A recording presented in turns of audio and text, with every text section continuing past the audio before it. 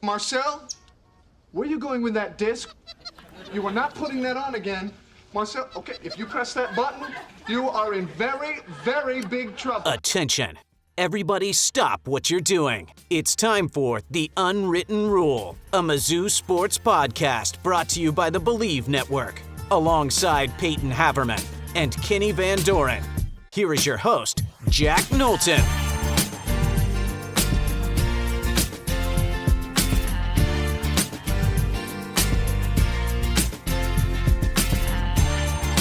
Welcome back to The Unwritten Rule. Today is Friday, November 14th. And for us, at the start of the show, it is Wednesday, November 12th, just before 9:30 p.m. Central Time, because Kenny, Payton, and myself just watched Mizzou wrap up a win over Minnesota. The Tigers are 4-0. I apologize. We fired the graphics guy who put that they were 2-0 after the win over VMI. I don't know what that guy was thinking. We get a new guy in. Isn't that you? No, we have a graphics guy, outside hire. Yeah. What's his name? He got fired. I don't want to disclose that, future jobs and all that stuff. It doesn't matter. Missouri, just wrapped up an 83-60 win over Minnesota, getting the first Power 4 win of the season, the fourth win overall. The Tigers are 4-0. And guys, I am gonna rip a segment away from you, Kenny, that we've done is spliced into football season this year with your superlatives and your kind of awards. I have some awards from this game and some nominees that I'd like to run through to recap this. I do have a couple that I just gave to Mizzou. It's not as much of a choice as it is just a talking point for the game. But I have a couple of awards, a couple of superlatives that I thought we could recap this game with. The first one, this one is one I'm just dubbing for Mizzou because I think this is the most fitting place to start. I'm calling this award the Avery Johnson Award, and that is the former coach. Hear me, just wait, calm down. The former coach, not the Kansas State quarterback, because Avery Johnson's. Go ahead, Kenny. I was kind of thinking about the quarterback first, but Avery Johnson, I think, is one of the only NBA coaches to win Coach of the Month and then the next month get fired by the Nets. Did you guys know that in the NBA? Did he win Coach of the Month or Coach of the Year? I think he won Coach of the Month. It was Coach of the Month, and the next month he got fired in the NBA. Well, I mean, who was it at the Pistons? The Pistons coach won Coach of the Year, Dwayne Casey, and then got fired. So but he got it with the Raptors, then was fired, and then got hired by the Pistons. So it happens. But hear me out, because Avery Johnson, one of his favorite phrases as a coach, when he would talk to media, is calling games a tale of two halves. And that is what I feel like Missouri has been this season. That is certainly what they were tonight against Minnesota. They were up by 2 at halftime. They then went on a 21-1 run from the 11:42 mark to the 5:43 mark and absolutely tore away from the Golden Gophers. In that span, guys, Minnesota turned the ball over 5 times. Missouri turned those into 6 points. I didn't go through who scored the most in that run yet, but it was absolutely electric, and it's been a trend. Missouri now this season has had leads of 16, 10, 2, and then down by 5, which they were against SEMO. And now with this win in the books, they have won their first 4 games by a combined average of 21.75 points. Second half Mizzou, it's a tale of two halves. They get the Avery. That's why I'm calling it the Avery Johnson Award. But I just wanted your thoughts before I do some other superlatives. I'm just an emphatic second half. And we are going to talk about some players. I have some player awards to dish out. So you can save going in depth on any one guy for that. But quite a turnaround there in the final 20 minutes once again for Mizzou. Yeah, I don't even think they played bad in the first half. I mean, they didn't play well. But I honestly thought their defense was probably as good as it's been this year in the first half. They kind of tightened up finally, forced Minnesota into some tougher shots. It felt like they were finally starting to contest beyond the arc a bit better. But no, I mean, the second half, particularly that 5-minute stretch from about the 12-minute mark to around 7 minutes, where they just put the blitz on Minnesota. Totally. I mean, Minnesota was like, it was like they had seen a ghost. I mean, they were totally thrown off their game. That's like Dennis Gates's. I think like if Dennis Gates could kind of put together a stretch of how he really wants to see basketball played, it would be that. They forced turnovers. They played great in transition. They moved the ball well. Northweather hit an awesome 3-pointer that Mitchell also got fouled on. I mean, how often are you going to say you saw an 8-point possession? I was just going to say, it bridged a media timeout. It was so long. Yeah, I don't think I've ever seen that. So that was great basketball. It's the type of thing that still kind of gives me hope in Dennis Gates. I know it's so easy to talk about the criticisms of Dennis Gates' styles because they do drive you mad. The rebounding can be frustrating. Just the 3-point makes from the other team drive you up a wall. But man, when things are really clicking, especially with the athletes Dennis has in his system now, it is a lot of fun to watch. I don't think you can have a more fun style of basketball than what they played in those 5 minutes there, and that's how Dennis wants to play.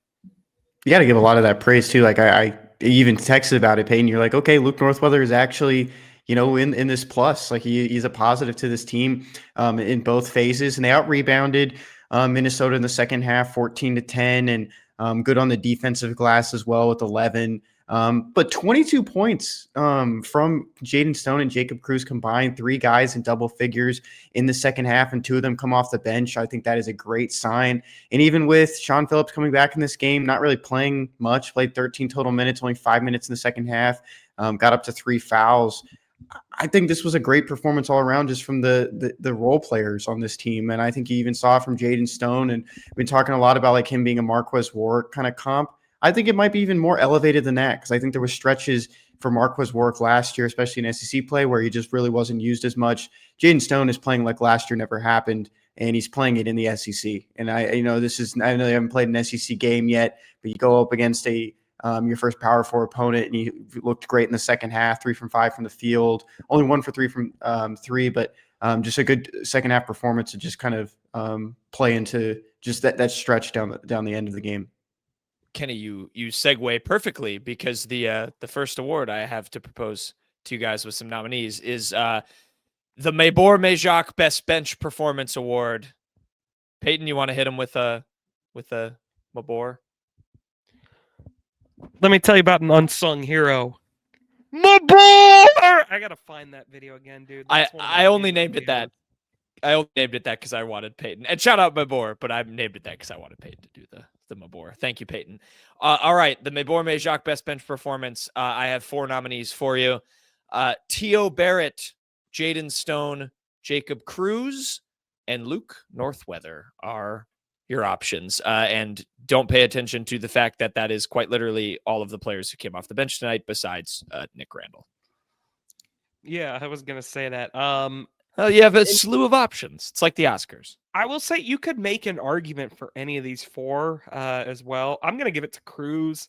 I think Cruz has just done an excellent job playing in his role this year. He was very maligned by most people, myself very much included in that. And he's still not a perfect player. I mean, that sequence where Minnesota's offense, after Northweather and Ant picked up their 3rd fouls in quick succession, it was just all Cade Tyson back cuts. I mean, Jacob Cruz was lost out there, but credit to him. I mean, he's one of the only players I think this year that I can say with 100% certainty he has absolutely tried his ass off every second he's been on the floor. Not to say that other guys are like not trying, but like other guys I think at times have been caught kind of napping, just going through the motions a bit. I don't think I can say that about Cruz. I mean, he's giving max effort all the time, just such a high motor. And he's hitting his 3-pointers. I mean, he's really, he's finding spots. He was finding spots when Minnesota was sitting in the zone. He was taking advantage of it. If he can just do that, just hit your open 3s from the wing, that alone makes him very valuable, but the 8 rebounds, which was the most on the team. I mean, Minnesota was massacring Mizzou on the O boards, especially in the first half. I think it was 11-0 in the O board department after the first half. Cruz was a big reason that was kind of stymied down the stretch. I think in the last 10 minutes, Mizzou did a much better job. And a lot of that was because of Cruz. I thought he had a lot of really high effort boards. So I'm going to give the best bench performance to him. Yeah, it's hard not to. Even after the game, he talked about that second half and how he just was hot and they just weren't stopping him. They were really just all focused on Mark Mitchell, that Minnesota starting the Minnesota 5 that was on the floor, and just kind of let him eat. And he had that 1-3 in the first half, and he come in the second half and he scores 11 points and makes 3 3-pointers on 4 shots and has 5 rebounds. No one else had more than 3 in the second half. Just all around, just great performance. And even on the bench, he talked about it after the game too, about, how much energy he was kind of bringing, and he's gave himself credit for that before, but I think it's good to note that for himself as well. But I'll give this one to T.O. Barrett, just so we have some parity there as well. 4 for 5 from the field, 8 points, 3 rebounds, being a little pesky again. He picked up 3 fouls, but he also had 3 steals, which led the team plus minus drop down to 12 in those 17 minutes. But overall, just I think you're trending in the right direction with T.O. Barrett. I think he's taking massive leaps. He's already looks physically bigger. He looks more of the part of being that backup point guard behind Anthony Robinson. And I think you like that peskiness and the grittiness that he's bringing. Maybe, I was talking to a parent once, kind of talking about like Tulsa kids getting in basketball and not always having the most light on them, the most attention, makes them a little bit more gritty. And I think that's kind of the case for T.O. Barrett right now, who probably is looking to take a massive leap to take over for Ant at some point. So I will, to break the tie, Kenny, I think you make a really good case. I'm going to side with Payton in this one, but that is with the knowledge of the next award, which is kind of similar. It ties into it a little bit. And you know what? First and foremost, I want to give some credit to Anthony Robinson, because I did write down in my notes for this game. I just like to jot down things I'm thinking. And one of them was just death taxes and Anthony Robinson foul trouble when he got that third, before the under 16 timeout. He didn't get another foul the rest of the game, finished with 10 points in 26, played 26 minutes. So I will give him some credit. However, that did not stop me from to focus a little bit more on the guard play. I have the Ant Foul Filler Award, 3 nominees for this one. And Jacob Cruz is not one of them. It is T.O. Barrett, Jaden Stone, and Sebastian Mack. I tried to center it around 3 guys that, kind of handle the rock a little bit more primarily, sort of similarly to Ant when he wasn't in the game. There was a big chunk when he went out. So a little bit more of a niche one, but if you had to think who maybe filled in for Ant the best, because I think we're going to see him at times this year. He just gets into foul trouble. He's a tenacious defender. That's what happens. And, maybe it's a little bit more of a collective thing, but who'd you guys like of that group that maybe stepped up in his place, so to speak, even if he did come back in? Well, I mean, the answer to that would be T.O. Barrett, because he actually ran the point. But I mean, I'll shout out Sebastian Mack as well. He had the first 8 points in the game. Mizzou was very stagnant early. I did not like the way they were playing on offense at all. Mack was kind of keeping them in with just some buckets. He's very volatile. You don't know what you're getting from one possession to another with Mack, but it was more good than bad tonight. He's very, very confident in himself. You can tell. I mean, he flies down the court in transition. I mean, we talked about it in our group chat. I mean, there was a sequence there where during that 5-minute stretch where he was just storming down the court with 4 guys around him and still went up for the shot. Somehow didn't turn it over. It didn't go in, but I mean, that was still, he was playing with like a lot of confidence. So Mac, I mean, he finished with 14. He had a good night. Not much else. I think he had 1 assist. Yeah, 1 assist. And 1 steal, 1 block. Only 2 turnovers. I think that's a big one for him. If he's not turning the ball over a lot, I think that probably means he had a good day. Only 9 from Mizzou's team too, and they were struggling with him early. Mm-hmm. I think they had, let me see, they had 3 in the first 4 minutes or so. 5 of them in the first half. So, yeah. My only thing to add, I was going to go with Theo Barrett because I don't know why, but I have this like actual memory of when Anthony Robinson got that third foul and the broadcast goes, "Oh, they're leaving Anthony Robinson in the game," and then they go, "Oh, never mind, Theo Barrett's coming to the table," and so that's where I was. I mean, Payton said it right. That's the reason. Yeah, that it became a little bit of a moot point award because Anthony Robinson didn't get in more foul trouble and he was able to come back in. But I also made it because, and I have a little bit more to say too about Sebastian Mack, and I have one more award to give, but or to pitch. But I freaking love Theo Barrett in this game. I just think like it when he is playing at his most composed defensively, I think he can be up there with Ant in terms of disrupting another team's point guard, kind of at the top of the key.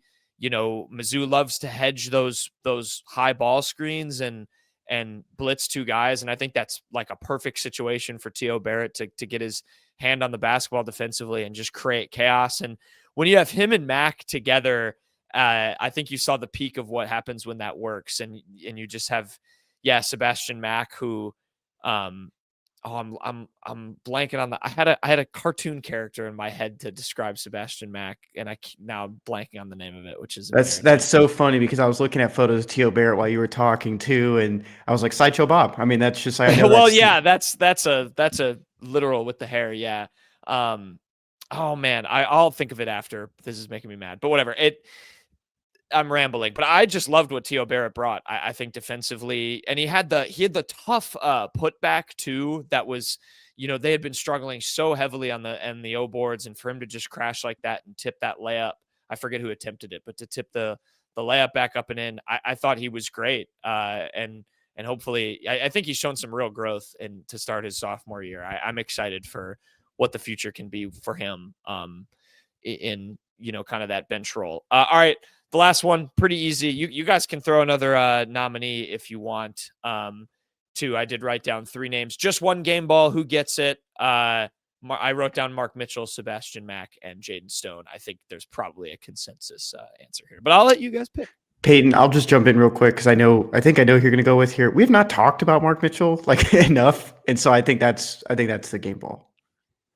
Yeah, no, I want to, before I give the obvious pick, Mark Mitchell is the player of the game. I do want to shout out just off of this Theo Barrett discussion and give some props to Jaden Stone.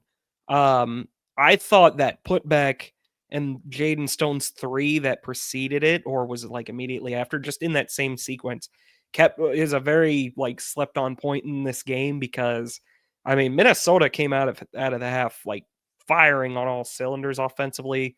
Then a couple of your big contributors get 3 fouls. You have to put Randall in. They get a few more quick buckets. I thought Stone and Barrett for a few minutes there kind of kept them afloat. But yeah, the player of the game is Mark Mitchell. I think every night you're going to need one of Ant or Mitchell really, really like in a groove to win ball games, or at least win them handily. And Mitchell was just absolutely stellar tonight. I mean, they were doing everything they could. I mean, like you mentioned, Kenny, like Cruz was like surprised they kept playing that zone that would give him all those open looks because they were just so focused on Mitchell. They could not stop him. Mitchell was assertive. He was getting to his spots. The game was played on his terms. He was getting to the line. He was making his shots quite, and it was, other than the 3-pointers in the first half, which were all ugly and all bad, he was absolutely excellent tonight. 3 turnovers. You just kind of got to take that with Mark Mitchell. Like when he's playing his game, a lot of the time they try to feed it to him in the post a lot. It's going to come with some rocky moments, but I mean, 6 for 11 from the field, 6 for 8 when you take away those 3-pointers, 6 for 8 from the line. I'll take that every day of the week from Mark Mitchell. And 6 boards. He was good on the boards, and 6 assists. How about the ball movement from Mitchell? He's got to do that more. I mean, he's going to turn it over, but when he gets the ball in the post and like 3 guys are coming to try and swat the ball, take it from him, just swarm him, he's got to have the wherewithal to kick it out. And I thought he did that well tonight. There was the one where I think it was Stone that hit the 3, And the broadcasters mentioned it because it was Mark Mitchell got it in the paint. The guy jumps down and doubles. He kicks it out. And they point out Nico Medved, who like puts his hands on his head and he's like, oh shoot. Cause he got out of the double team. And yeah, he was great. He was great. I didn't mean to interrupt you more. A lot of like sixes on the box score as well, just for him. He made 6 field goals. He made 6 free throws. He had 6 rebounds, 6 assists, 18 points, 18 divided by 3. That's 6. Oh, Kenny, you Kenny. Good numbers, guys. If only the game went to overtime, then his average for the 3 periods. Yeah, I mean, Mitchell, I mean, like I think he's finally learning a bit more. Like he's going to get swarmed. He's got to get the ball out quick when that happens. Just be less turnover prone. I mean, he was just playing smart basketball tonight. I mean, like there was that one sequence where it's kind of a stagnant possession. The shot clock is winding down with about 7 seconds. He's still on the wing. He just decides to dribble down. Everyone assumes Mitchell's going to shoot it, but smart cut from Cruz. Mitchell somehow gets a great pass to him on the baseline, leads to a bucket. That's just Missouri's got to have more of that. I mean, I know they have the athletes and the players that are capable of winning in isolation, but they are just such a good offense when they're moving the ball like with authority and just with purpose. Yeah, I agree. Also, I'd be remiss. We got a YouTube comment from one of our shows recently from Sam, who he said, "Hey fellas, on Stone, I really like him. Kind of knew this was coming. He's sort of an in-between of Cassius Robinson and Caleb Grill. Not quite as good as either, but has the same wiggle and the same bounce and looks good when he raises on his jumper. That will steady us throughout the year." He also said, "Honestly, I love Mac, but he's got to run the second unit. He's not consistent enough offensively to be out there on the first unit," which I think feeds into exactly what we said with, he's kind of a fireball. He's volatile. You can stick him in there and hopefully get some good minutes out of him, but it's more in spurts than kind of a sustained run on the court for him. I think someone on the broadcast, compared Stone to Cassius Robertson. No, it was Jarrett Sutton which I actually gave a bonus best analyst award to Jarrett Sutton. I really liked him tonight. I thought he had some good points. But he compared, it was either Stone or Mitchell or Mac to JT Tiller. That was the comp, I think. Well, I swear Cassius's name was brought up on I didn't hear him. I heard JT Tiller. For somebody. Yeah, I heard that tonight, but the other night I thought okay, it was brought up. My bad. I wish my old rival stories still worked, because I did write a story about like this fireball, just relentless guy, and Sebastian Mack. I talked to his high school coach. I did find one quote that I can give you guys real quick. He said, "If you get in a fight, he's the guy you want on your side fighting with you. He's relentless." And there were some good stories in there just from his high school days about how he was just like this guy that would run right downhill, right in your face. Like he just did not care. He's a West Coast kid, just going to run through a wall for you. And I think that's what you're going to kind of get from him at times. Yeah, I think it, he's someone who it's pretty obvious what his play style is, and he's very confident in it. And that's great. Yeah, I'm at the point now with Mark Mitchell where I think we reached really early in 2022, 23 with Kobe Brown. They're obviously different players, but it's just anywhere within 12 feet around the rim, I just trust him pretty much no matter who he's going against. And I think it is going to come down to how well he can pass out of those double teams and keep Missouri's offense moving when teams are going to send extra help on him, because when it's at its best, it's what you saw tonight. And when it's at its worst, it's, he's maybe getting fouled and missing more free throws than he makes or forcing up shots. And the ball just kind of gets stuck. But yeah, he gets the game ball. That was a pretty easy one for the just one game ball who gets it award. Yeah, I shout out Jarrett Sutton. I thought he was good. I think he does a good, actually objective job as a color analyst. Obviously he has some Mizzou flavor to it, which is great, but I thought he was good. Any final thoughts, guys? Those are all my awards. Yeah, I mean, I didn't notice this until looking at the box score, but I think this is very noteworthy. How about some character development for Dennis Gates? Everyone is talking about constantly how he's shifting the rotations all the time. Guys just come in and out at random.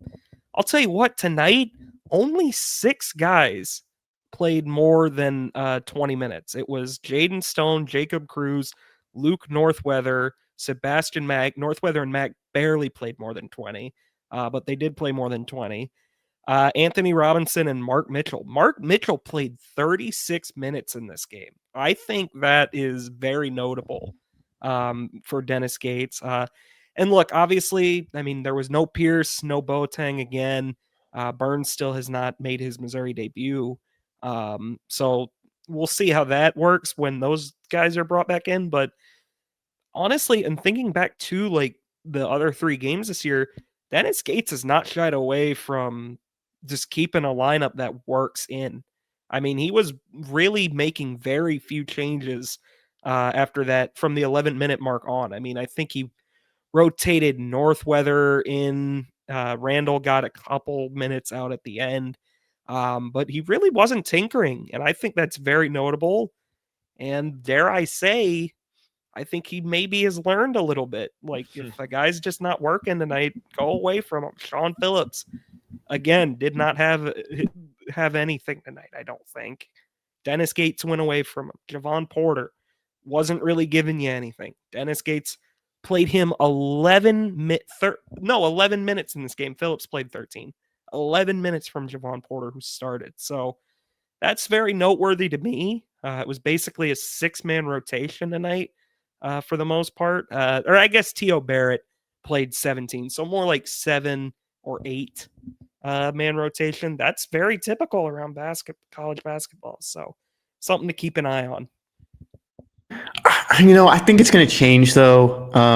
Just because I want to see what it looks like once you have Trent Pearson or Boateng around that too, and see which guys will drop off Payton. I hope that doesn't really.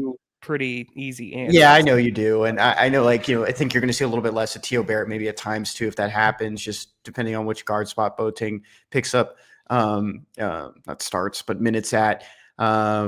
Yeah, I'm interested in that. I think the best thing that you can say that I can take from that as well, Payton, is that, he just stuck with the guys that were working good. I think he identified it. It didn't matter if they were starting. And I think it's in the past where, I think it was for his first year where Kobe against Wichita State. And Kobe was like, I'm not, like, don't keep me on the floor. Like, do not keep me on the floor. I'm not giving you any positives here. Just play these other guys. And I think there's always been those kind of instances. But it's probably one of the best examples. And I think that's a good point, Payton. Yeah, I think there is an extent that his hand is maybe a little bit forced with the 3 injuries, but yeah, I agree. I think it's a good sign going forward. He's going to need it when it gets to like those Illinois games. And I mean the big one for me, like Mark Mitchell, 36 minutes. That should be every night for Mark Mitchell. I really do believe that. It won't be when the other 3 are there. He'll have to play like 30. I think he means every night in the SEC. Okay. I was going to say the next couple games. I don't think he wants to play Mark Mitchell against Arkansas, Pine Bluff, or whoever. Cleveland State. But like in SEC play, I don't want any of this. I took Mark Mitchell out against Texas A&M because he wasn't being aggressive enough. Miss me with that. Like, play your best player like 35 plus minutes for all I care. Figure it out around him, but Mark Mitchell and Anthony Robinson, I think at minimum need to play 32 minutes a night. I don't disagree. Yeah, we'll see how the rotation continues to shake out when those guys come back. I'm excited. I think there's an exciting world for Trent Pierce to fit into this when he can come back. Obviously now it's going to kind of have to be a get up to speed thing. So see how it goes. Next up for Mizzou, Prairie View A&M Pavamu on Monday, 7 p.m. The 2020 game that we never got to see. Yeah, there you go. So 7 p.m. start. And yeah, enjoy the win. We will kick it to ourselves. We have quick hits, and before quick hits, we'll kick it to ourselves. Previewing Mizzou, Mississippi State. Do we have to? Football. You get to sleep before you do that in real life, Payton. But the people don't sleep. We'll be right back. All right, we're now back with our future selves for the duration of the show. We're going to talk some Mizzou football. Payton, you said do we have to at the end of the basketball segment? Are you now ready to talk football? Has the 24 hours since we got off air on Wednesday been enough? Yeah, I'm not going to lie to you guys. I've done no prep for this. I've not looked at a single thing Mississippi State does. I've done no research. So we're going to just wing it by what I see as I look at the stats. We know you always do that anyway. It's okay. That's not true. I did a lot of research for a couple of games this year. Central Arkansas. This is not one of them, and I'm going to be quite frank. You're probably not getting much research out of me for the rest of the year, unless they make like a half decent bowl game. Well, we're going to start with some Mizzou stuff, so you're reprieved for a little bit, because I think before we talk about the game, I wanted to briefly discuss the comments that Eli Drinkwitz put out on a very hot button Tiger talk this week, because it was in the news. It made some headlines. There were some quotes that were reported. Then there were some quotes that were reported by Mizzou football, because they, are defending this STP mantra, which, I know has been kind of debated now in the fan base as what is it? And, we could go on, but, there was some stuff that Drinkwitz said kind of about the sort of college football playoff or bust sort of mentality that exists in college football right now. It's of course very poignant given Missouri will not be making the college football playoff anymore. I'm pulling this quote from the article in On3, which pulled subsequently from the Tiger Talk show. He said, I talked about this at SC Media Days. We've got to get out of this. Oh man, it's playoff or bust. Yes, we're shooting for the moon. We're going to put our whole staff into that, but it's only 12 teams to make the playoffs, and we put ourselves in position in November to be there. Didn't get it all done. I got that, but if the season only counts for 12 football teams, we've got 127 D1 football teams, and that's not going to math. The real big one that was also on Tiger Talk that then Mizzou football tweeted and underlined the end part of was, he said, our team is going to keep responding and keep fighting. We're going to keep putting ourselves in those opportunities until we break through. At Missouri, we haven't broken through a lot. That's just our past history. And then the part that was underlined, but it doesn't scare us a bit. We're going to keep fighting. Another Will Drinkwitz moment. I kind of feel like, guys, I know, Payton, you said right before we went on, you're kind of burnt out of all of this. I think that's understandable. I do think what he's saying is a reflection of the sort of really troubling area that I think college football is headed toward outside of the actual game that's played in between the lines. But what were your guys' thoughts with all of these comments? I know obviously the one that's going to be hot button to people is at Missouri, we don't break through a lot. That's our history. There's the STP mantra. There's a lot to unpack there, but I was curious what you guys made of all of that. I want to touch on that briefly before we talk Mississippi State. I mean, I kind of agree with them. I mean, especially us as Missouri fans, it'd be lovely to have a playoff or bust mindset every year. It's not remotely realistic. I think I've always kind of been of the mindset of, if Missouri can kind of establish a baseline, like 8-4 perennial record, and occasionally you kind of get a good group of seniors, you hit on a transfer class, have a couple good breaks, you can crop up and win 10 or 11 games maybe and make the college football playoff. I just don't think it's realistic to expect, especially the head coach at Missouri, to have to think, if I don't make the playoffs, it's a complete and utter failure. I mean, like last year, I truly came into the year thinking Missouri was going to be a playoff team. I expected that. Didn't happen. They went 9-3 and beat Oklahoma, beat Arkansas, won a nice bowl game to get to their 10th win. I mean, in what world are we going to classify that as a failure of a year? I don't buy into that. I know that it's kind of not it's not like a common opinion anymore. With the playoffs expanding, everyone is kind of like, well, now you like you're paid like a top 10 coach. You got to get in there. I don't buy into that. I really don't. I never will. It is kind of just an issue with college football in general. Every single thing relies or just revolves around the college football playoff.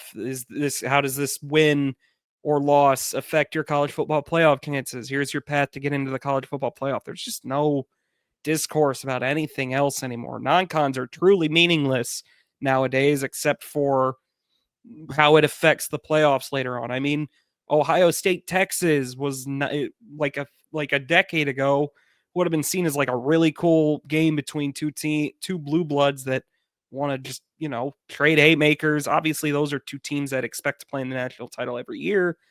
But I mean, like, it's just like, I don't know. It just, to me, it speaks to a larger conversation about college football in general. I don't buy into the college football playoff or bust mindset. It doesn't excuse kind of the disappointment. I don't think it makes it not disappointing that Missouri, especially in 24, didn't make it. It's disappointing. I don't think it has to make it a failure. There's so many different levels that you can grade a season on. There's a lot of nuance to it, in my opinion. I don't look at it as if you're not going to someone's campus with a chance to get into the college football playoff quarterfinals, that you failed at your job this season. That's just not how I view it. I'm with Drinkwitz there. I really don't care enough to get involved with the conversation any more than that. The thing I take from it is that 2 years ago, I mean, what were the expectations? A winning season. 23? Yeah. Yes, a winning season is what 7 and Missouri 5 wanted. So I think what you kind of take from this the most is that the image of Missouri has changed so much to its fan base, to the outside people. This team has had double-digit win seasons the last 2 years. The expectations have risen so much. But at that same time, I mean, it's not like this team wasn't trying to compete for the national, to get into that playoff, to be in the national championship contender in some capacity.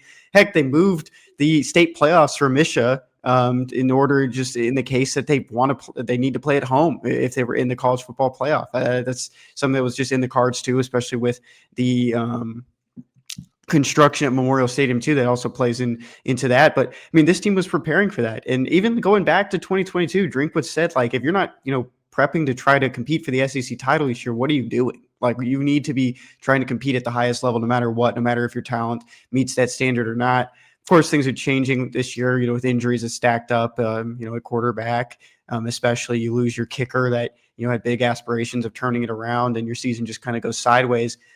There's still a path for this team to win 10 games again, albeit it's a pretty tough path to do it, but there's still a world where this team could get 10 wins, and that's 3 straight years of double-digit wins, and I think that's still a great image for Missouri, for a team 2 years ago, like we're saying, just wanted a winning season. They went 6-6 again. They lost a bowl game to Wake Forest. That's thinking about that now. Like, you wouldn't expect that from Missouri. This is a team that has higher standards. They beat Ohio State. They beat Iowa. They won the Cotton Bowl. And I think one of those big things too, that Payton, when you talk about the college football playoff, you kind of lose the value of bowl games too, I think, in some capacity, because you think the highest ones you're thinking about are the Citrus Bowl, the Cheez-It Bowl, the Gator Bowl, but there's no longer those New Year's Six that you're really fighting for, because those ones are in the playoff. And so I think that also kind of loses value to the outside people and those fans that are just always thinking about the playoff. I'll add this just as that last point, because I think Kenny kind of hit the nail on the head. I mean, if Missouri is, and again, I'm not going to predict them to do it. Obviously, I'll spoiler alert, I'm not picking them to win this week. But if they were to win 10 games again, I mean, that's 3 straight seasons of double-digit wins. That has never been done at Missouri before, ever.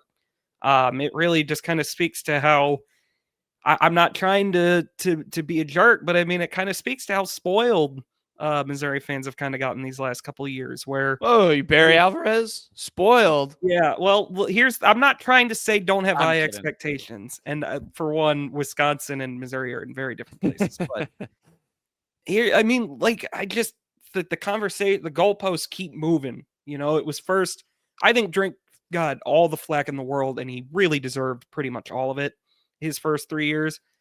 But man, I mean, now, like, the conversation moves to, oh, well, he doesn't win top 10 games. Like, man, like, we're talking, like, if that's all we're considering big games nowadays, we are going to drive ourselves up a friggin' wall. I mean, and just be miserable all the time. I mean, in what world do we look back at games like Tennessee in 23, the Cotton Bowl? What world do we look back at, even like Kentucky in 23, or South Carolina this year, Kansas this year? those all were big games. I really, truly believe with all my heart that those are those are just a few examples, but games like that so matter. Those are big games. Okay. I know everyone wants Missouri to be playing in the college football playoff. I want them to do that. I'm disappointed it's not going to happen again because I do think the roster is good enough to do it. But man, we just have got to think a little less emotionally about this. You have to look from the outside in. Missouri, we used to stress until the games in late November to even go to the Armed Forces Bowl. And now we're really, really, truly miserable that Missouri's not going to host a playoff game. We have to readjust a bit expectations, I think. I want Missouri to go. Eventually, they have to get there if Drinkwitz is going to justify being paid the way he is. But calling these seasons disappointments and failures, I won't go there. Even going back to that, I want to go back to that 2021 season, the Florida game. I mean, that was an incredible win. Great win. That gets you to the playoff. And there was a time, or not the playoffs, but to a bowl game that got you to 6 wins. There was a time then, just seeing that was just meant the world to that student section that we were standing in then. I mean, it's a good thing. It's a good problem to have when your expectations get really high just because of these issues. And there's still going to be people that will listen to us and think oh, you guys are soft and being pushovers and defending it. But I think it's just being real. You're just being realistic that these Mizzou expectations got really high. If Drinkwitz leaves, I mean, the expectations might still be a little higher, but you have to tone him down a little bit when there's an adjustment period. I mean, there's just so many moving parts that come with that too. And not saying he will move on from Mizzou, but there's a possibility just because with the more winning that he does, the more opportunities and more money he might get somewhere else. And I'm sorry, I'm going to cut you off one more time, Jack, just because I want to respond to that too. But I mean, like you said, Kenny, it's a great problem to have the expectations Missouri has now. And I do totally understand people that are upset by the fact that Missouri kind of bottled it again. I'll admit the Vanderbilt loss, that still doesn't sit right with me. I know you lost your quarterback, but that's still a game I felt they should have won. It's okay to be frustrated, but I don't get the whole let Drinkwitz walk, don't extend him. Man, we have just got to keep in perspective what this program has been outside of really 2 coaches since the 60s even. Yeah, go ahead. I have one last thing. I keep thinking Payton and I just keep building off each other, and this is my last one. I sent you guys a post this morning or late last night. I just needed it to save it in the group chat. It was a basketball graphic on Instagram I found, and I sent it to someone within the program just trying to ask for some help on this player. Never heard of him. I had never heard of him. And I was I never really saw this before, when I covered recruiting just in college on the side of, covering the football team just in and out. And I think it just kind of shows that the Mizzou logo carries a lot of weight. If you put it on your graphic and you make it look like, Mizzou is actually interested in you, it probably goes a long way. It probably makes you look a little bit better, especially just in the basketball realm now with, we'll get into it in quick hits where that team stands in the signing class. But I think that's just where it kind of goes with the image of Missouri. It's definitely a more, when you talk about logo talk, probably a little bit more of higher expectations for Missouri in some of these sports. I think you guys nailed it. I have found so much more bliss where these last college football rankings that came out, the playoff rankings, I didn't pay attention to. Obviously, my team wasn't going to be heavily involved in them, so I didn't have much of an incentive. But it speaks to what I said. I think I told you guys off air where I watch these games, and it's not just Mizzou every weekend that are awesome games, and I have a blast. And even still, I know I'm going to get geared up for Mississippi State on Saturday, and I'm still going to, root Mizzou on and watch them and be invested, while they're playing on the field. And I feel what you guys are saying, separating from all of the outside noise, it's just so it's so draining to talk about everything that isn't just happening, in the game. I watched Penn State, Indiana, and I wasn't thinking about where Penn State is as a program in that. I was watching Indiana make a comeback against another team and just watching an awesome game. And yeah, I think that a lot of this talk, to go back to Drinkwitz's comments, is a lot of people are getting away from like, hey, look at this team that's winning these super fun games. And like you guys said, the memories that are being made for the fan base. And yes, it does raise a standard. And there's some stuff that when it gets left on the table, it's deflating. But I think you guys are right. There are a lot of awesome moments that I'm not going to look back and think are disappointing because Missouri didn't, go as far as you can. I'll be honest, like last year when I covered Alabama and they missed the playoff and they went to the Citrus Bowl, that fan base, which has, national championship expectations every year, was miserable. No one watched that game they played against Michigan. No one cared. And it sucks. Like I don't think it's a fun place to be in as a fan if that's all you're thinking about and not just enjoying watching your team play in some of these games. I'm probably getting a little bit away from the point, but I think you guys nailed it. I'm going to be happy if Mizzou gets to 9 wins, doing that at the end of the year with a freshman quarterback. I don't care who you beat. That's impressive. We'll see if it happens, but yeah, I think there's some poignant stuff that Drinkwitz is saying. And I do think, I don't think it's soft to have this kind of an opinion about it.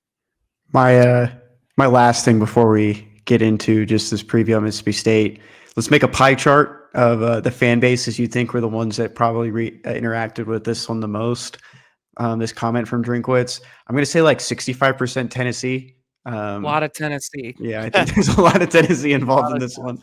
And that's not dragging the fan base, but we know that a lot of Tennessee fans don't really care for Drinkwitz after the 2023 game. They're a little obsessed. I think it's pretty clear. Tennessee fans are. I'm not going to get that. They're obsessed about a lot of stuff. They're devoted. I'll give them that. Is one of a kind fan. When they get on a, it's like a barnacle on a ship. Like they attach to a trend or a. Hate to actually you also, by the way, Jack. But that Alabama Michigan game was the ReliaQuest Bowl, not Citrus. Sorry. Thank you, Mr. Bowman. Mm-hmm. And Citrus was Illinois, South Carolina. Thank you. Which again, great game. That game produced like a on-field beef between two coaches. That was awesome. And guess what? It was meaningless for college football, and I still loved it. It's like the people who go straight to the viewership numbers after like the World Series or an NBA Finals, and we're like, no one watched that. It's like, yeah, I did, and I loved it, and I don't care how many millions of people didn't watch it. They missed a great game. Yeah. I don't know. Those are all estimates too. Like it's not gonna be able to tell you how many people are looking at one screen. I've been thinking about that. Like when you go to a bar and it's packed and the TV's on, is that one view or is that a view of everyone at the bar watching? Where does it count? Yeah, I totally agree with you. I mean, college, and it really has taken grip of college football. It's just such a ratings, hyper-focused, college football focused.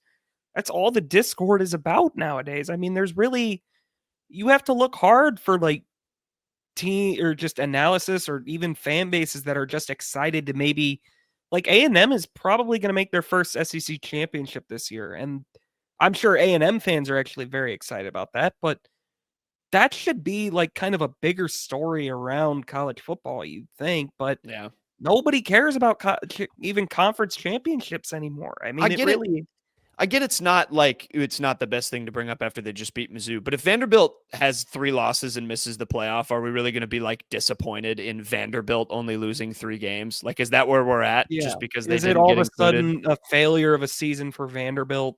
I mean, seriously. I mean, look, and again, it probably is different because it's the first year Vanderbilt. Last year, Vanderbilt was a great story as well. They were a much better team, but this year they really have taken it to another level. But I mean, are you really?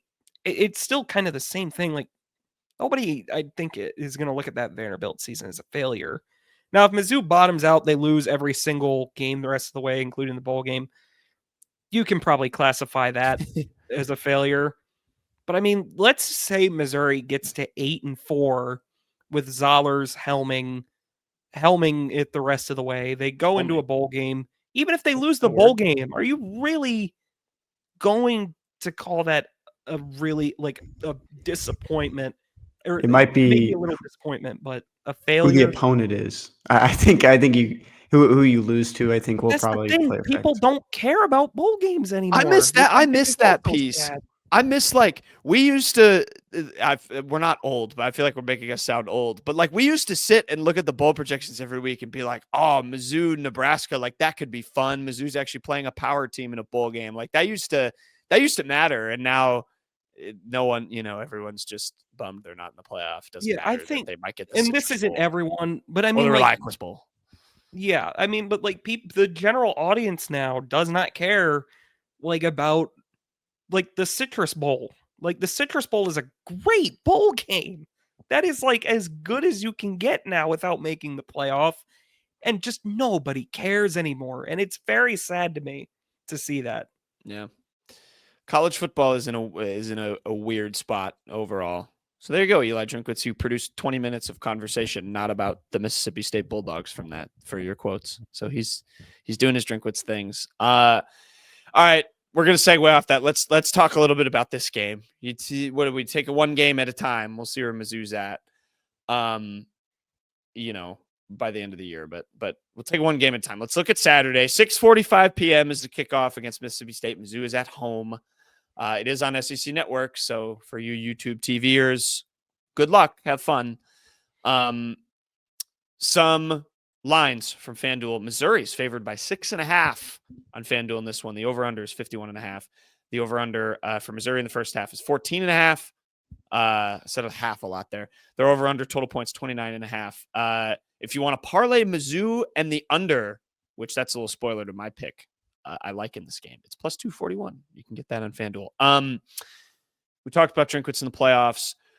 Before we talk about some Mississippi State things, because I do have some notes, Payton. We can guide you through looking at the Bulldogs. What are your expectations for Mizzou in this one? And I want to specify that a little bit. I'm trying to think how to do that, whether it's just asking about what you want to see in Matt Zollers or, maybe what's one thing, win, lose, or draw that Mizzou can come out of making you feel positive. Maybe a loss, you don't feel positive about anything in this situation. But what do you want to see Mizzou flip after losing these games against an opponent that is beatable on paper? I mean, it's got to be Zollers. I mean, that's really 90% of the reason to watch, I think. I mean, you're kind of just going through the motions otherwise. I mean, getting to 10 wins would be great, obviously. So, I mean, above all else, I do want to see a win.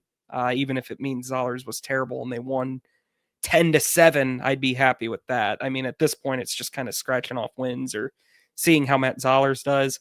I don't get anything out of like, oh, Josiah Trotter had a good game, unfortunately.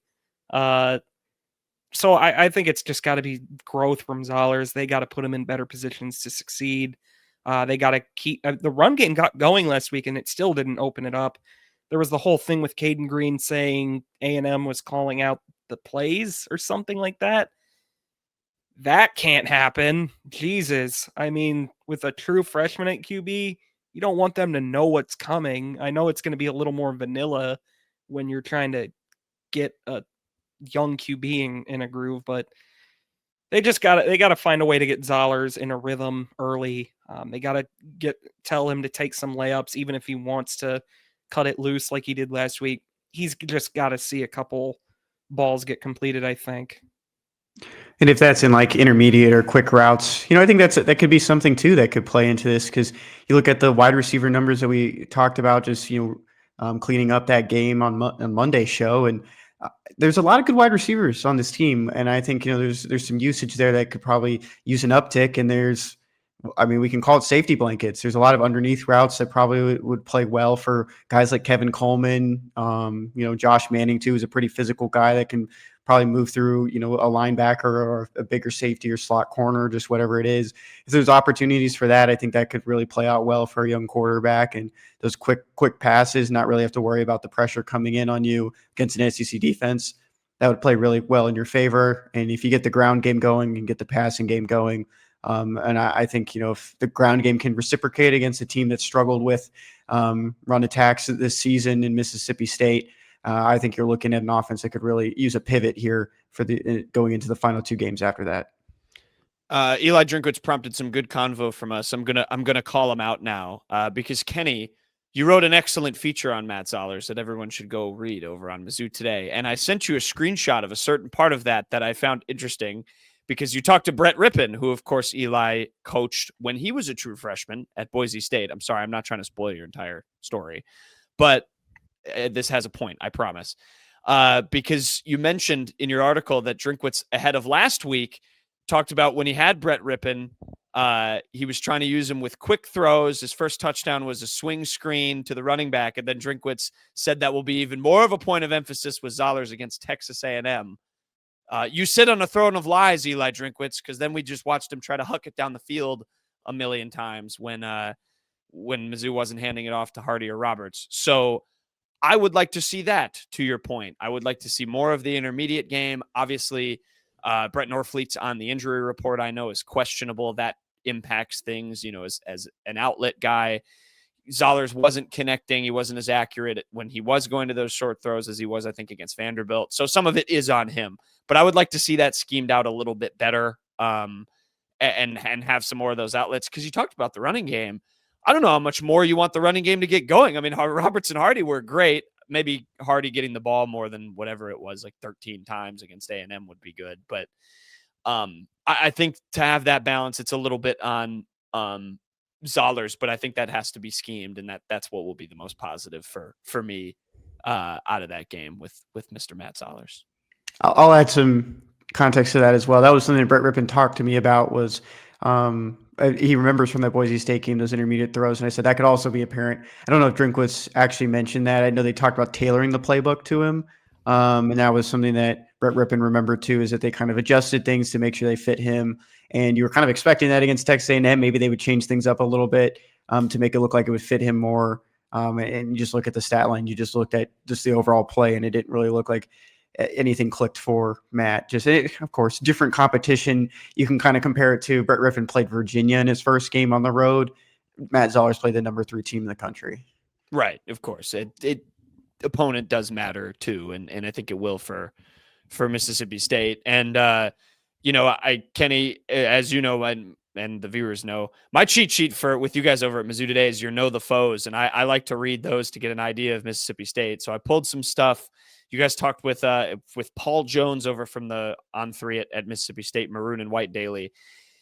There was some stuff in there about Mississippi State that it doesn't seem like vibes are super great over there after that big loss to Georgia. But just for some overview on Mississippi State, they have played a lot of teams close until last week. They have lost 5 of their last 6 games. They were by an average of 11.6 points. That's 58 total, and they lost by 20 to Georgia. So you talk about, I think they took Tennessee to overtime. They blew a 17-point lead against Texas. That you talk about the college football playoff might have saved the Longhorns bacon. They beat Arkansas. So this is a team that it can go, shot for shot with Missouri deep into games, but another thing that Paul said in his preview of Mizzou was that against Georgia, they had a lot of issues with pass rush and stopping the run. So those are 2 things, Payton, that Mizzou can do very well this year, has done very well this season, and seems like it can do very well against Mississippi State. Yeah, I mean, it's just kind of, I hate to kind of pile on to the Kirby Moore hate train, but it has been a kind of an issue at times where they've just gone away from the run or just not fed Hardy enough. And again, I don't think it's just a simple fact that Kirby doesn't want to or just forgets he has Ahmad Hardy. Sometimes Ahmad Hardy has moments where it's like, well, why would he be on the field right now? Like the false start against A&M was brutal. The missed blitz pickup or just the failure of a in pass pro really that led to the first strip sack. You got to do that stuff if you want to stay on the field and get the rock. I don't think anyone can be above that. But no, I mean, with a young QB, you're going to have to get the run game going. I mean, just it's a necessity. I don't think there's any world that exists where Zollers can succeed without the run game functioning properly. Mississippi State team that also might have a freshman at quarterback. That was discussed by Paul as well, that even when I was filling out that story, Payton for starters as recruits, I put Blake Shapen on there when I was sending him my depth chart to just make sure I had everything correct for Mississippi State. And he was like, I'd probably take him off. So I thought that maybe something we kind of pivot to there is looking at, Mississippi State's other option at quarterback in Jones, if I'm not mistaken, pulling up his numbers right now. Kamario Taylor. I wrote this down too. Excuse me. Yeah. Which it popped up on the message board recently. I don't know if there was, people that kind of remember him in his recruiting process at all, but he's played a little bit this season, kind of jumping in different scenarios, especially as a runner. He has 34 carries this year for 200 yards, 5 touchdowns, long of 23. So it's averaging 5.9 yards per carry. He's thrown a couple of passes too, 11 for 1,974 yards. So he's doing this, as a true freshman, kind of stepping in for Blake Shapen in different scenarios. They're playing late into contests. And Blake Shapen, second year with Mississippi State, coming over from Baylor, shaken up last week and didn't practice Monday. So Paul said kind of just start thinking that Kamario Taylor might be the starting quarterback in this game. He's probable on the injury report too, on the Wednesday one. I haven't looked at I don't think the Thursday one at the time we're recording this has come out yet, Blake Shapen. So, but yeah, it'll be interesting. He was a good recruit too, Kenny. 77 overall player in the class. This is a guy who obviously is unproven, but clearly very, very talented. I'm reading here 3,500 yards, 43 touchdowns as a junior in high school. So that'd be interesting if you get a battle of QBs or freshman QBs. And, in that scenario, I do also like Mizzou just purely from what they do offer as a pass rushing team. I know this is a Mississippi State team too that's also without one of their offensive linemen. They're hoping to maybe get him back. His name's Albert Reese. He's also probable on their depth chart. He's an offensive tackle for them, so that'll be one to watch as well. But with the way Mizzou can dial it up, I think it could be fruitful if you've got a freshman back there trying to figure it out on the road. So that is definitely a major storyline. Mississippi State's run the ball all right this season. They have one of the better names in college football, Fluff Bothwell.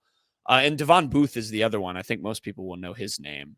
They're both two pretty good running backs for them. So some interesting developments. It could be a battle of true freshmen. And maybe it comes down to who runs the ball better. Payton, that give you any cause for improvised thoughts from your lack of prep? I feel bad we're just calling Payton out, but he mentioned it. No, I admitted it. I mean, I didn't do any prep for this. I've been checked out since Vanderbilt. I'm not gonna lie. Kamario Taylor actually does have 34 carries this year as well and has 5 touchdowns. So it's not like he's kind of being thrown into the fire, but I mean, that does benefit Missouri a lot. Playing a true freshman, especially with the way they've been able to get after the passer. You kind of got to just limit. Again, they've done a great job limiting QBs that can run, at least on the ground. Marcel Reed had a very nice day throwing the ball, but didn't really make a whole ton of game-breaking plays. He made a couple nice scrambles, but they've done a good job with that so far. Taylor, very clearly a good runner with these numbers. So that does benefit Missouri a good amount. Maybe I do change my pick because of that. That does change things quite a bit. Sorry, Kenny, I'm just receiving some breaking news that Eli Drinkwitz has just told some reporters that they are solely preparing for Kamario Taylor. They do not believe Blake Shapen is playing. They will not listen to the injury report. Get into that. I'm kidding. That is a joke for people that don't know. It's a joke. Just kidding. As soon as Payton said he might flip his prediction if they play a true freshman, you have to keep that in mind. Not good with 2 quarterbacks potentially might be playing in the game. I guess let's roll into it. You give any additional thoughts on him? Oh, there was one other note from Paul I wanted to point out, just on how far this Mississippi State team has come. Because obviously, if we recall, heading into last year, even with Missouri going on the road, this was not a game that I think scared anybody. And Paul said this as much. A year ago, State didn't even have enough depth or talent to have competitive practices or a competitive scout team. That's not good when you're in the SEC. That's not good. You need both of those things, especially at that level. So good for Kevin Coleman Jr. for getting out of there. Revenge game for him too. Another guy I think we all would like to see be more involved after Missouri. It's just, God, what a roller coaster of a year it's been. I can't wait to look back at his game log and just it's up and down and up and down. It just feels like he's got 7 catches or just one weird jet sweep that loses 2 yards and sets Missouri back in a drive. All right. That's enough. That's enough yapping. I don't remember if I have any other notes from Mr. Jones. Prediction time. Who would like to go first? And let's see. How did we do last week? Oh, look at that, Payton. You're checked out. You've got the last 3 predictions right. Yeah. Did we all get the Vanderbilt game right? Oh wait, no, because Kenny picked it by 7. Yeah, no, I mean the A&M game, I predicted 3 possessions. It wound up being 3 possessions. Now I kind of think after learning all that with Kamario Taylor. No, you can't back off. You have to go with what you were always thinking. I really hope Blake Shapen ends up starting this game. I mean, if Blake Shapen starts, I don't think Missouri will win this game. I'm going to be honest. I don't trust the offense to do anything right now. I really don't. They got the run game going last week, and it didn't mean anything. Zollers, I don't think he's ready until proven otherwise. He looked so he just did not look good last week. I really didn't take anything positive away from it, which is fine. I mean, the guy missed a lot of his senior year, and he was not supposed to even sniff the field really other than a few garbage time moments this year. But reality is he's the starting quarterback now, and I don't think he's quite ready for it. That said, I think Kamario Taylor, if he's playing, I think Missouri's defense can do enough to limit them. I think they can make just enough plays. I'll go ahead and say Missouri's going to win this game. I'll say they win it 14-10. By the way, if for anyone else who might have been wondering how good Shapen has been and has not paid attention to Mississippi State, 2,234 yards, 15 touchdowns, 6 picks this year as the starter. How many sacks though? Mississippi State team. Oh my goodness, Kenny, thank you for pointing that out. Goes into Mississippi State's issues. Payton, I want you to guess this number. How many times do you think Blake Shapen's been sacked? 22. Good job, Kenny. Good catch. 31 times. Blake Shapen has been sacked 31 times. Yeah, all right. Missouri is going to win this game 14-10. I'm going to try and find if that's the most in the country. That's got to be up there. I did. It's the 3rd most in the country. Yeah. Guess who has the most? Kenny, if you know, don't say it. I don't know. Who is it? Payton, it's none other than your number 1 overall pick, Lenora Sellers, 33. Yeah. Poor Cale Kelly from Ball State is at 32, and then it's Blake Shapen at 31. What's the over-under on Mizzou sacks on Saturday? 5 at this point. 5.5. I was going to say like 2.5 would be my guess. That would be man, if they only get to whoever is at QB 3 times with those, if they have, it's a disappointment. Taylor's a running threat. Also, do you guys know who Mississippi State's third stringer is? Sellers is a threat with his legs, and they sacked him about 5 times, I think. What's your prediction, Kenny? Are you going to give your prediction, dude? I didn't know if Jack wanted to go. Coming into the year, I had 38-21, Mizzou over Mississippi State. Hell no. Yeah, I'm dropping that one down. I changed mine to 24-21 this game, Missouri. Okay, Kenny, I promise I wrote this down before you said that, but my pick was 23-20. Not to go, but I don't mean to go. All right, Missouri's going to win. I sure hope it's by 4 or more, and I win again. Mississippi State's third stringer, by the way, is Luke. I think it's Kromenhoek from Florida State. Yeah. Very surprised that. I mean, they must really like Taylor because I mean he was a big deal in he's a big time recruit as well. I mean it was really ugly at Florida State last year, but yeah.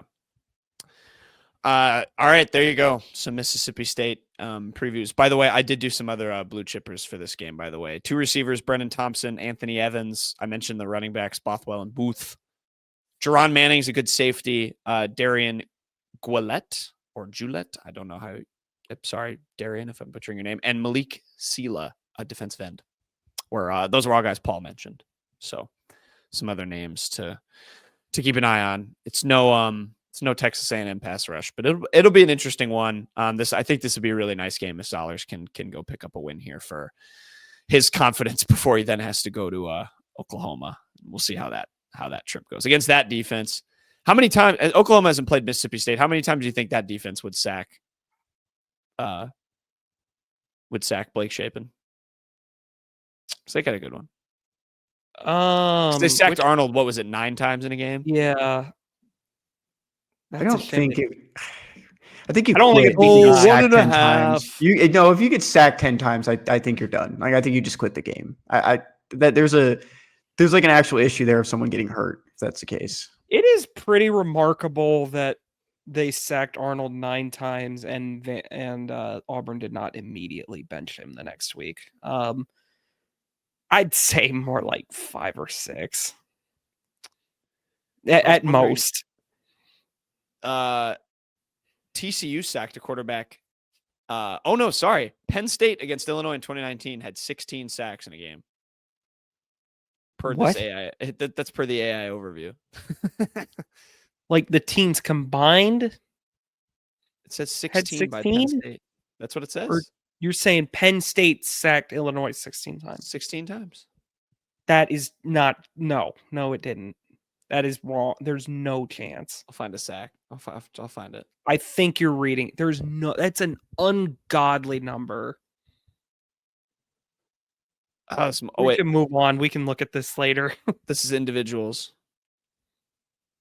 There's no way. I don't know. I'll find it later. All right. There's a big long football preview on top of basketball recap. We are going to make quick hits very quick. I promise. And we'll go to that right now. Good transition, Payton.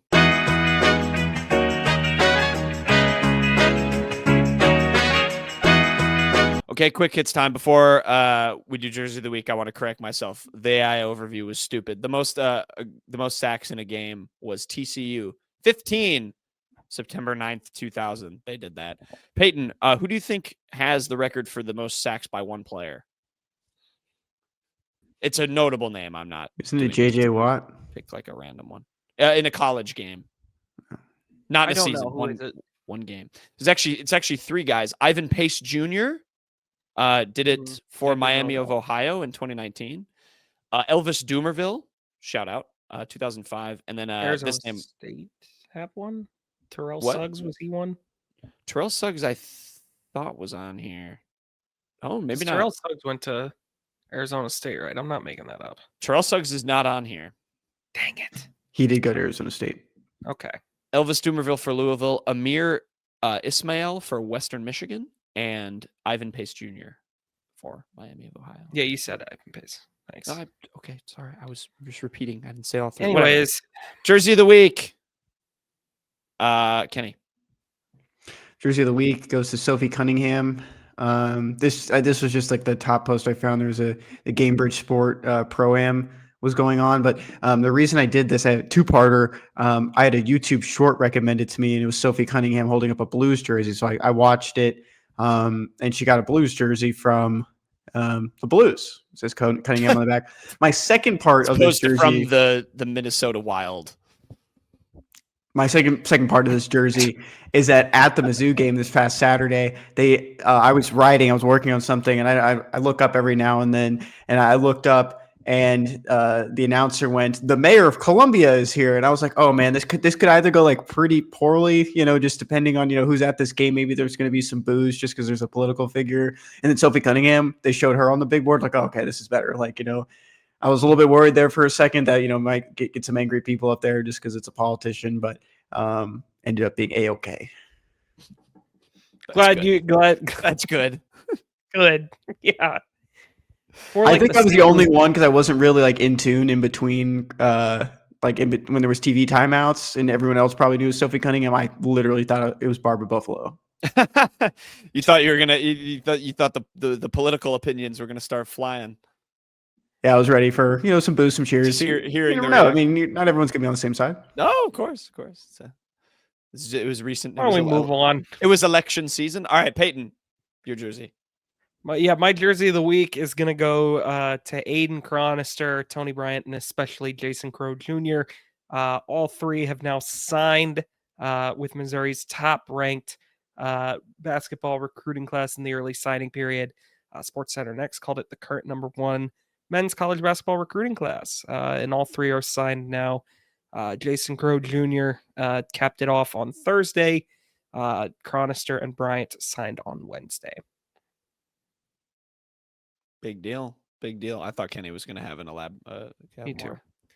Second ranked. He was Arkansas making a ticker. Plus. Yeah, the opinions vary. The opinions vary.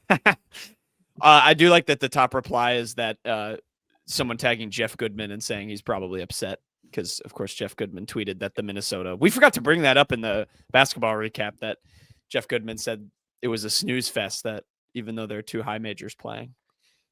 Yeah. Mean. Kind of mean Jeff Goodman. Yeah, this is a huge haul for Mizzou. We'll see where they end up. No drama.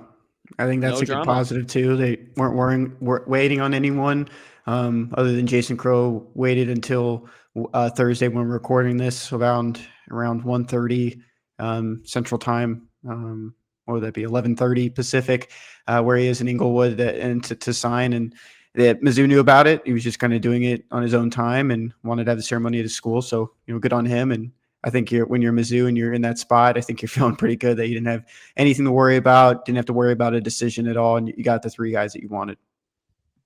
Nice haul for Mizzou. My jersey of the week, I'm shifting completely out of the realm of Mizzou sports for this one. I'm giving my jersey of the week to new Indianapolis Colt Sauce Gardner. This was one of my favorite NFL stories from the past week. He was traded from the Jets to the Colts. The Jets they had a fire sale. They traded almost all their good players. And I just like this timeline because Sauce Gardner was traded to the Colts and then had to go immediately to Berlin to play against the Falcons. And he played very well. It was just the timeline on this tweet. Traded to Indy, flight to Indy Tuesday, learned an entirely new playbook, went from film on the Browns to film on the Falcons, stayed 2-3 hours after team practice to acclimate to the playbook. Flight to Germany Friday, allowed Drake London on the Falcons, who's a very good receiver, 2 catches, 4 targets, 26 yards. It's impressive. It's a difficult feat to pull off. Kind of I like hearing those kind of stories, stories coming out of big trades. You always think, how does one team get better? How does one team get worse? But it, of course, it affects players too. Solid players. Good corner against a good receiver. I thought it was fun. I'm glad he's in the AFC South now. Good friend of the program, Zach.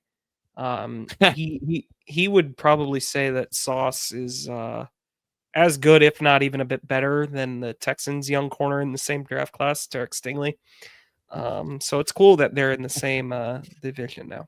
Yeah, and Zach would never run away from competition. He loves this. He would want the Colts to have Stingley too if he could. He'd want his players. He'd love to see Stingley. Yeah. He'd want Nico Collins facing the best corners in the league once the Colts and the Texans matched up. The Texans, I think, have only ever won twice in Indianapolis. One of those wins was Davis Mills. So actually 3 times. But one of those was Davis Mills. And so, you'd want to go back to Indianapolis and face Sauce Gardner and beat him. I think that's exactly what Zach's thinking about. Iron sharpens iron, Zach Hernandez, Zach, whoever said it first. Yeah. Sorry, Zach. I like No Cap, and he's the main bird. I'm going to move on. No Cap, and he's the main bird. Oh! I like No Cap, and he's the main bird. East. Sean Eastman, bird of the week. Kenny. My Sean Eastman bird of the week is me. If you're watching with us on the YouTube, this only pertains to you. You can skip ahead if you're only on the podcast version. I was in this highlight reel for Keenan Harris at his final game. You were. Not on purpose. Friday. Not on purpose. But if you're watching with us on the YouTube, you can see it right here. Keenan Harris scores his touchdown. And then right there, that's me. That's me in my puffy jacket right there. Eddie Bauer jacket. In the middle of him trying to celebrate this awesome touchdown he just scored, there is some reporter, some dweeby reporter just trying to film him right next to the end zone in the way the camera shot. I can just picture whoever's filming this, who did a good job on the edit, by the way, going, I know. Who is this guy? I talked to him a couple times. He was nice. I think he used to go to SLU. I think he knows Keenan pretty well. Yeah. Good for you, Kenny. Always making it about yourself. I'm the Coach K of this podcast. I have a follow up to that, but I'm Happy not going to share it. retirement. Yeah. Retirement. That's definitely what I said on the air in KCOU. Payton, your main bird. My main bird is going to go to Tarek Skubal, the ace of the Detroit Tigers, who won his second straight Cy Young Award. If you're looking for a bird connection, he was, of course, a Toledo Mudhen with the AAA team. Of course. So there you go. There's the bird connection. Paul Skeens won the NL. Pretty fun award winners so far. AL Rookie of the Year. Congrats, Kenny. It was Nick Kurtz. I know you're happy about that. National League Rookie of the Year was Drake Baldwin. Good for him. Manager of the Year for AL was Stephen Vogt. NL Manager of the Year. They haven't announced it. That's interesting. Mm-hmm. So yeah, any thoughts on the awards, Kenny? I really liked your NL Manager of the Year. I wonder why they haven't named him. Yeah, yet. that's odd. And if you think that team haven't. did really well too, had a great postseason after those votes came in, and they knew that.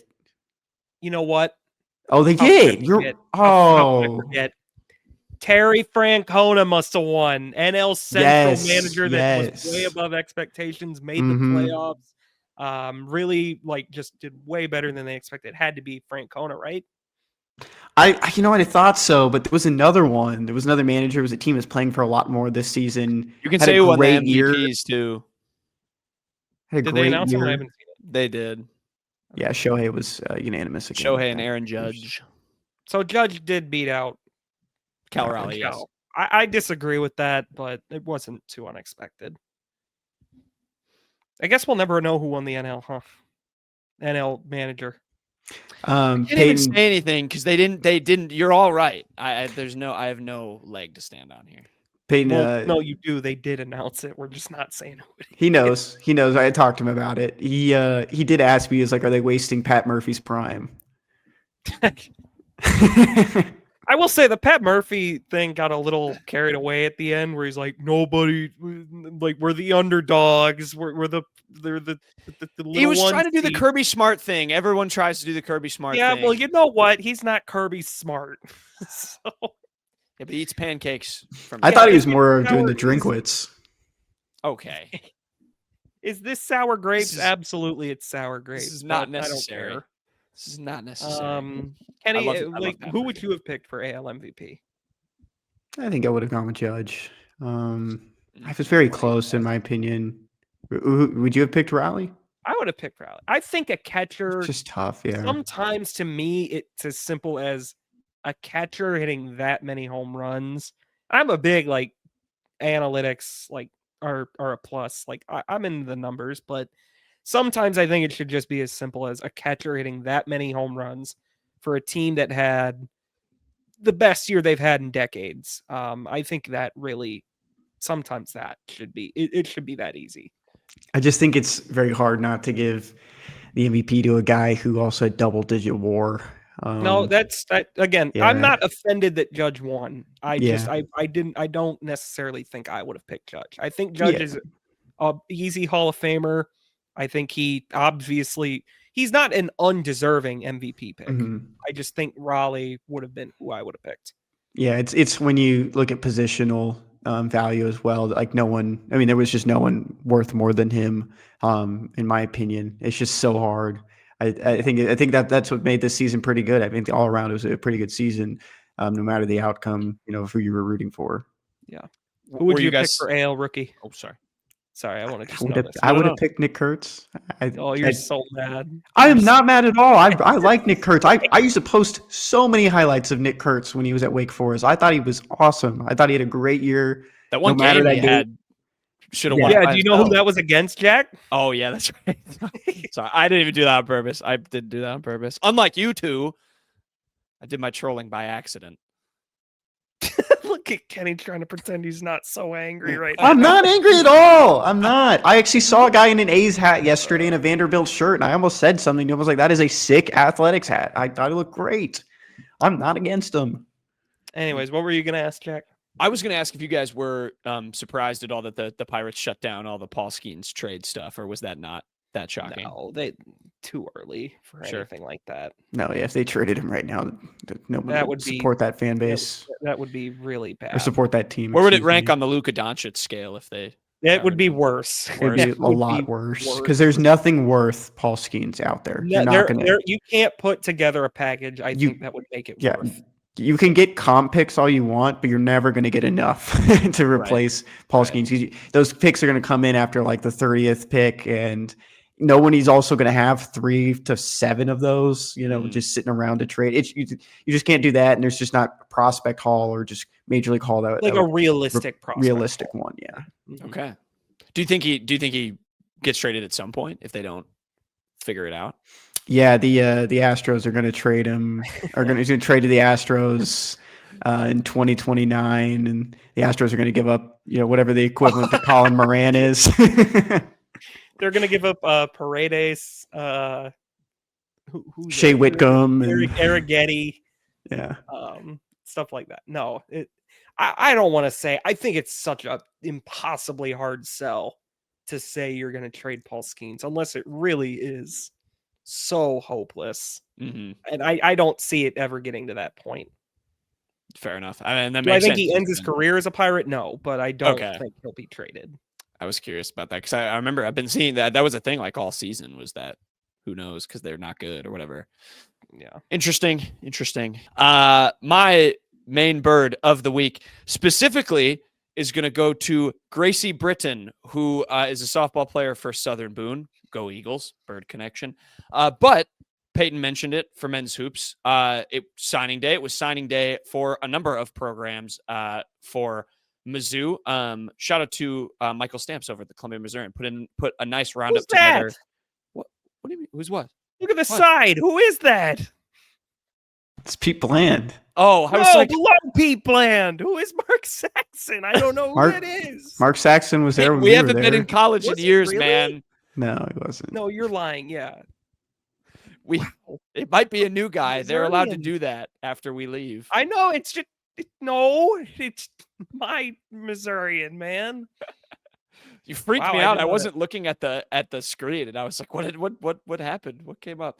Okay, yeah. So shout out to the Missourian. Michael Stamps put together a nice roundup of some of the other sports who they signed. Mizzou soccer added 5 players. Gymnastics. We've talked about the gymnastics class throughout the offseason. They added a couple of 5 stars and 6 total. Softball, including Gracie Britton, they added 4 others. Volleyball added 3 players. Mizzou women's golf added 2. Men's golf added a good kid from Poland. Shout out. Wow. 3-time Polish junior amateur champion. That's kind of exciting. Carrick Jackson, 10 players. We've talked about some of them throughout the offseason as well. 2 for wrestling. Swimming and diving added 1, and Mizzou women's hoops, a couple, 4 prospects in total, who we've also talked about throughout the offseason. So some nice hauls for a few sports for Mizzou on signing day. Always an exciting time. All right. Mizzou women's one in particular. I mean, Hodge is like a top 100 prospect on ESPN, I believe. Yep. Yeah, there's some good players in there for Mizzou women's basketball who are doing good. We'll get to that. Yeah, we'll get to it right now. Payton, what'd you learn this week? Best thing I learned this week, Mizzou women's basketball is 3-0. They had probably their best game under Kelly Harper so far. Won 97-75 over Arkansas State. They were blowing by Arkansas State in the first half. A lot of fun on offense. I think Slaughter had a huge game. Dowell is just a spark plug for them. So 3-0. They've bounced back from the exhibition loss well. Good loss. It lit a fire, clearly. Yeah. Wake up call. Too strong. Say wake up call in the first week of the season. Some people do those in February, but you know. Why is there a floating head in the graphic?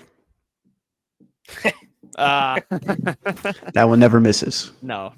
Arkansas State won 21 games last year, by the way. So not a bad, overly bad. Those Red Wolves, you know what they by say. any means. Pesky.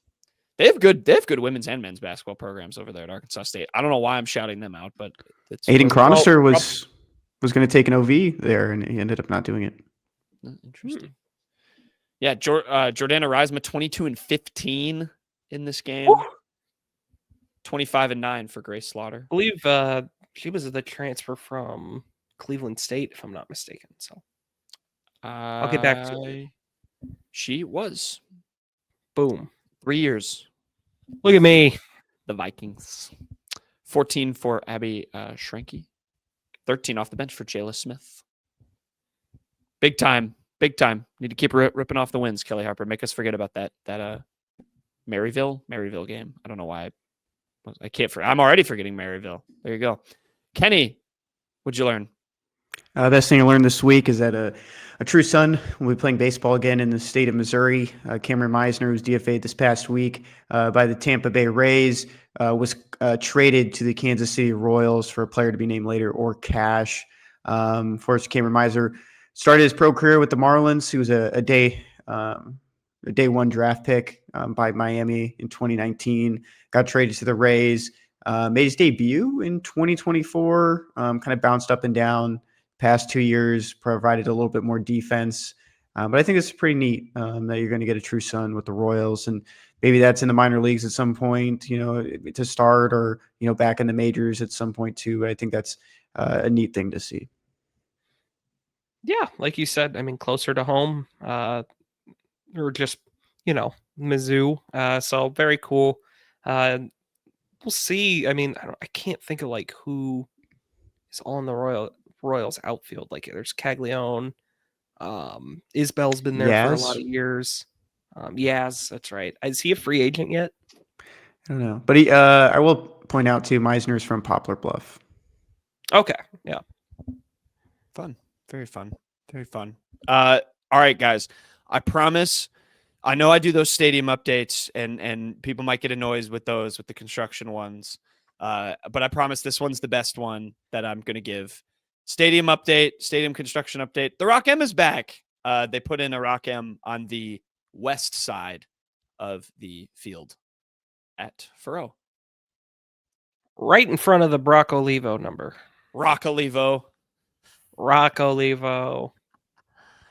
Oh, that one always kills. The top comment, it doesn't list it on this, but when I first clicked on the tweet, Payton, the top comment said, "That's great. Would look good on a helmet."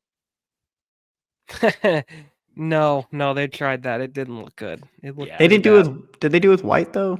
Yeah, they did. Gray. I thought they did it with white and the crinkles or whatever. I don't remember. Maybe not. I mean, I just remember it looked bad. Sounds like we need to do another helmet tier list in the off season again. We do one every year. I think it's a good time to do it. Yeah. So the Rock is back. Also, they're adding new rebar on level. I'm just kidding. I don't have any real construction updates this week. We'll save those. Mm-hmm. I'll save those. The only term I know is rebar. All right. Best beats. I'm a little bit disappointed because I was on a streak, and then I decided to bet on a geriatric Aaron Rodgers, and he did terrible. And I picked Steelers 2.5. They did not cover against the Chargers. You guys, however, did great. Texans plus 1.5 last week. Comeback win, Kenny over the Jaguars. I'm sure Zach was very excited about that. And Payton, you're up to 3 in a row. The Ravens over the Vikings, who are playing your Bears this week. I'm going to let you say your beat first because I just transitioned it for you. Yeah, I'm going against every single bone in my body, every instinct. Kenny is just putting his phone right in his camera. You'll see in a second. You'll see why. I'm just going to confess. I have basketball on my phone. I've been watching. Okay, fair enough. No, I'm gonna take the Bears here. 2.5 over plus 2.5 against the Vikings. It's really more about the Vikings. I'm betting against 9. Man, that is just not a thing. That is not a thing that's gonna work. Oh my gosh, I know exactly what Kenny is doing right now. Is he recording it? No. All right, I'm here with Zach Hernandez. Zach Hernandez, you're live to tape on the Unwritten Rule. We're doing our best beats right now. Texans -7 against the Titans. Should I take it? Yeah, I think you should. They are not a good football team. All right, thank you. So you're taking the Texans. I'm going to take Texans -7. Yes, this is a really extended show. I hope people have the time to get through this one. I'm going to try and redeem myself. I really hate the slate this week. I would have actually probably taken the Jets to cover, but it's the Thursday night game, so I didn't count that one. Commanders, Dolphins, gross. I don't want to touch Bears, Vikings. Giants, Packers, don't like it. Panthers, Falcons, don't like it. Jaguars, Chargers, I don't like any of these games. So I'm just going to bet on San Fran to beat the snot out of the Cardinals on the road. So I have them covering +3. Purdy's back. Yeah, I think the 49ers are going to do something at the end of the season, which is just great. It's just great. Everyone loves that franchise. So 49ers -3. -3. Did I say plus? I meant -3. Yeah, sorry. Good pick, Jack. Yeah. I've accepted fate in the NFC West. Do you have a joke, Payton? Yes, I think this is a good one. This one comes from our favorite TV series, The Today Show. First of all, I finally scrolled to the bottom of this, and there's an author. There's been an author this whole time. Is it Al Roker?